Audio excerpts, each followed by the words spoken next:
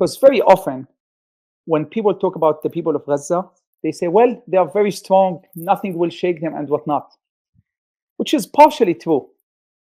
But in a way, unfortunately, that dehumanized them. Because at the end of the day, they're human. They are just like you and me. When someone bothers them, they break into tears. And I know I told you the story of someone saying no tears, but that person lost his family 3 days before. Yeah. And maybe by day 3, he managed to contain himself and say no tears. But at the time of the injury, there were a lot of tears. There was a lot of sadness. And again, I think unintentionally, we try to ascribe strength to the Gazan people by saying, mashallah, they are very strong. But in a way, my personal opinion, I think we are almost dehumanizing them because they do break into tears. They do have issues. I think one of their, many people ask me, what was the most common surgery you've done there in Gaza? And the actual surgery I've done is the amputation. But the other surgery that, it's not surgery that I've done, is what I called al-kitf al-muballal, which translates into the soaken shoulder. I can't tell you how many times when the victims arrive and then their family arrive and they see that their loved one is killed, they will break into tears. And literally, I would stand there sometimes for up to 20 minutes, just having them break on my shoulder. And they cry and they cry. They cry for 20 minutes. What's amazing though, and I remember one incident where a man, I think he was my age, I think he was in his late 30s, both his parents, his wife, his 2 kids were killed in one strike. And he came to the ER and he saw all of them, literally one next to each other, they're all dead. So he broke into tears. And I took him, I hugged him, and he put his head here, and he cried and cried for like 20 minutes. To the point where when he was done, my shoulder was a mix of tears, blood, because he was all bloody. So it was a mix of tears, saliva, mucus, blood.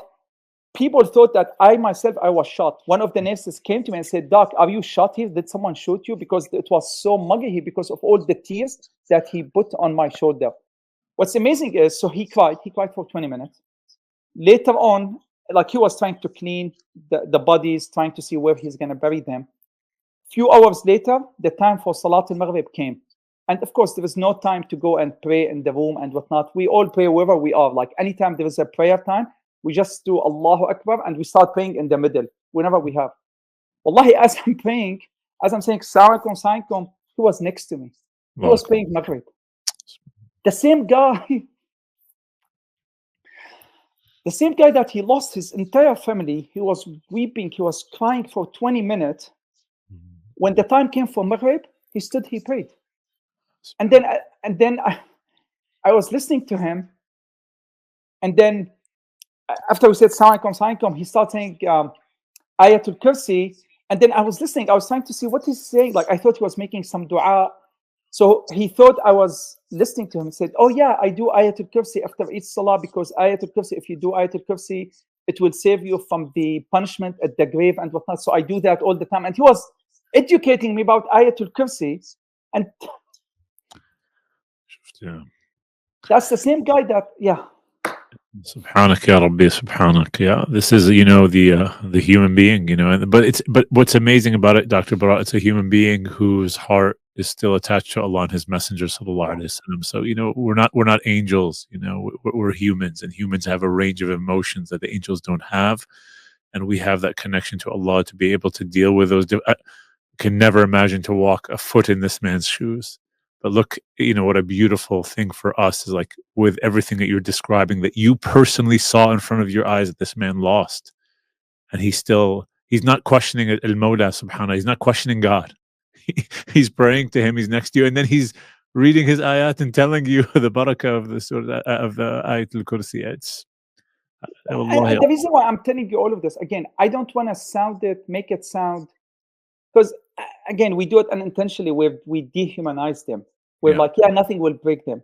Well, yes, something will break them. I think the story that comes to my mind from the time of the Prophet Muhammad sallallahu alaihi wasallam, and I think you know the story, maybe you can tell it better than me, when there was this Sahabiya, this lady who lost, I think, I forgot, either her husband or her son, and she was crying, and then the Prophet Muhammad ﷺ came behind her, and he tried to offer condolences, and she didn't know it was the Prophet. He said, "Ilayka anni," like, leave me alone. You don't know what's going on with me.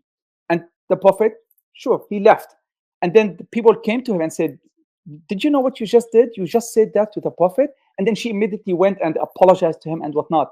To me, this is how I envision the Gazan people. Yes, they break down. Yes, they cry. But immediately when the time comes to go back, they snap back into what Yeah. a true faith and Iman has.